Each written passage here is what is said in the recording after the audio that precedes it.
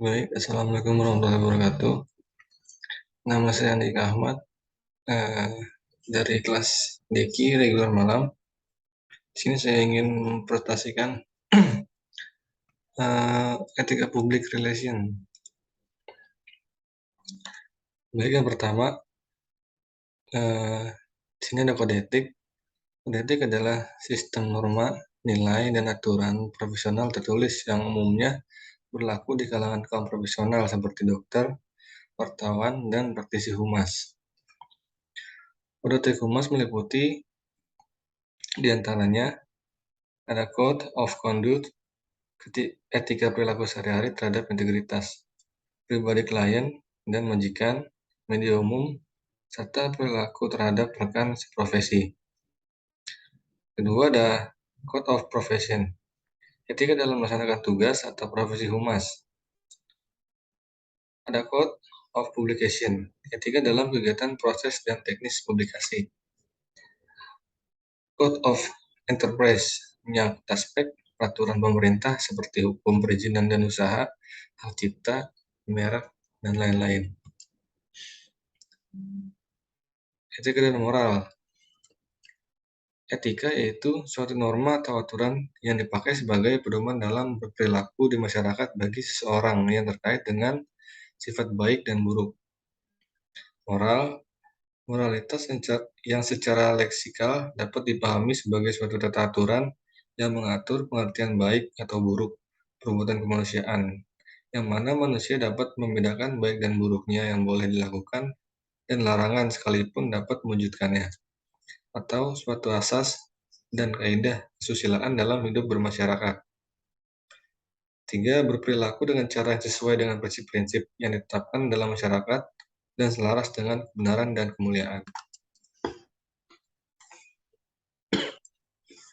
Selanjutnya ada 5 pilar etika. Yang pertama, veracity, to tell the truth. Prinsip atau pilar pertama, etika publik, relation sebagai industri, komunikasi adalah menyampaikan kebenaran. Sebagai sebuah prinsip etika, konsep veracity, to tell the truth, atau mengatakan menyampaikan kebenaran merupakan tahap awal bagi dasar-dasar asumsi tentang berperilaku etis. Yang kedua, ada non-maleficence. Prinsip ini menyediakan satu analisis pertanyaan dari berbagai keputusan yang telah dipilih oleh organisasi sebelum organisasi tersebut memutuskannya. Yang ketiga ada beneficence.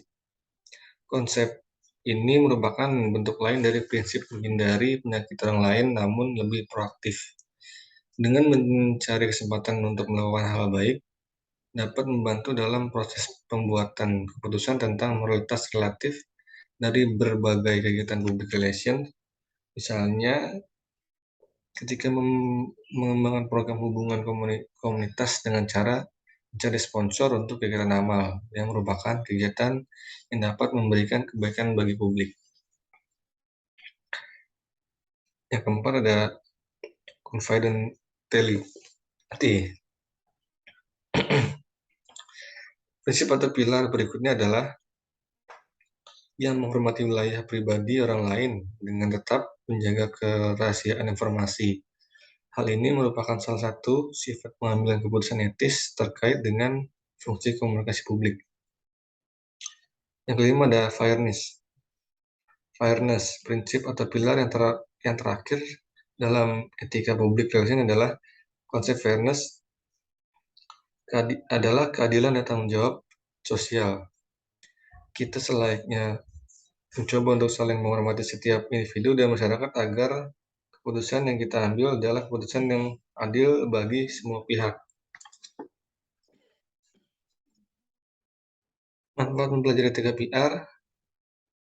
Pertama, mempelajari etika public relation dapat memberikan manfaat bagi kita, diantaranya adalah memahami pengertian etika, memahami pengertian etika public relations, memahami prinsip dalam etika public relations, memahami landasan teori etika public relations, memahami landasan dibentuknya kode etik profesi public relations. Dan demikian ulasan singkat tentang etika public relations. Semoga memberikan wawasan dan pengetahuan terkait dengan public relations khususnya dan ilmu komunikasi pada umumnya.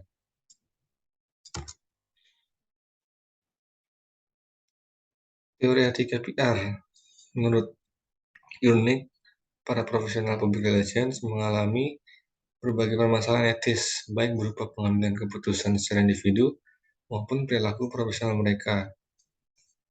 Para profesional public relations juga dihadapkan pada etika pengambilan keputusan strategis bagi sebuah organisasi. Karena itu, para ahli teori dan peneliti dalam bidang public relations mengembangkan teori etika public relations yang menyediakan prinsip yang dapat digunakan oleh profesional public relations sebagai konsultan etik bagi organisasi. Beberapa hal yang dilakukan diantaranya adalah dengan melakukan kerjasama dengan pihak akademisi untuk memasukkan teori etika public relations dalam kurikulum. Asosiasi Public Relations mengajarkan prinsip-prinsip etika public relations melalui program pendidikan dan seminar kepada praktisi public relations yang tidak dipelajari dalam pendidikan formal. Selanjutnya ada pentingnya memahami etika humas.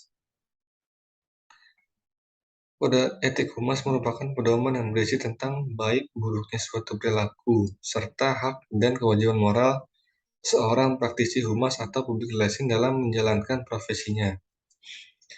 Tentu setiap instansi atau lembaga yang menaungi praktisi humas mempunyai masing-masing kode etik. Namun pada hakikatnya, kode etik tersebut mempunyai kesamaan isi berupa pedoman perilaku dan hak serta kewajiban yang harus diimplementasikan dengan baik. Kode etik humas merupakan serangkaian peraturan yang disepakati bersama untuk menyatakan sikap atau perilaku para anggota profesi humas. Fungsi humas dalam organisasi membina hubungan harmonis antara organisasi dengan publik internal dan eksternal organisasi, menyebarkan informasi dari organisasi kepada publik, dan memberi nasihat kepada petinggi organisasi demi kepentingan umum. Selanjutnya, cara PR dalam mengatasi krisis masa depan perusahaan. Yang pertama, membuat analisis tren masa depan serta akibatnya bagi organisasi. Yang kedua, melakukan riset pendapat, sikap, serta harapan publik terhadap organisasi. Tiga, menciptakan serta membina komunikasi dua arah antara organisasi dengan publik yang didasarkan pada kebenaran serta informasi yang utuh. Mencegah konflik serta salah pengertian, mengusahakan untuk memperoleh laba yang maksimal, dan memberi saran atau masukan tentang tindakan yang perlu dilakukan organisasi untuk menghadapi situasi atau kondisi tertentu. Mungkin sekian presentasi dari saya. Kurang lebih mohon maaf. Assalamualaikum warahmatullahi wabarakatuh.